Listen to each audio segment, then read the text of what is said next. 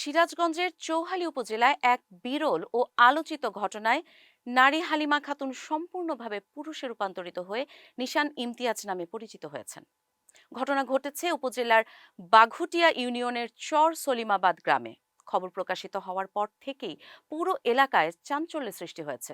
স্থানীয়দের মতে নিশান ছোটবেলা থেকেই স্বভাব ও চলাফেরায় কিছুটা পুরুষালী ছিলেন। বয়স বাড়ার সঙ্গে সঙ্গে তার শরীরের গঠন ও কণ্ঠস্বর পরিবর্তিত হতে থাকে। শারীরিক পরিবর্তন স্পষ্ট হলে পরিবার চিকিৎসকের শরণাপন্ন হন। চিকিৎসকেরা জানান, শরীরে অতিরিক্ত পুরুষ হরমোনের প্রভাবেই এই রূপান্তর ঘটতে পারে।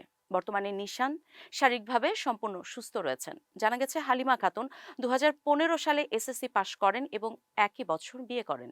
তিনি প্রায় 12 বছর সংসার করেছেন এবং তার একটি পুত্র সন্তান রয়েছে। নিশানের বাবা আব্দুস সামাদ বলেন, সবকিছু আল্লাহর ইচ্ছায় হয়েছে, এতে কারো কোনো হাত নেই। আমরা বিষয়টি মেনে নিয়েছি। পরবর্তীতে সিরাজগঞ্জ বিজ্ঞ ম্যাজিস্ট্রেট আদালতের মাধ্যমে এফিডেভিট করে তার নাম পরিবর্তন করে নিশান ইমতিয়াজ রাখা হয়। চৌহালি উপজেলা স্বাস্থ্য কমপ্লেক্সের medical officer doctor Mohammad Asif Ahmed জানান, মেডিকেল পরীক্ষার মাধ্যমে লিঙ্গ নির্ধারণ নিশ্চিত করা যায়। হরমোনজনিত পরিবর্তনের কারণে এমন শারীরিক রূপান্তর বিরল হলেও সম্ভব।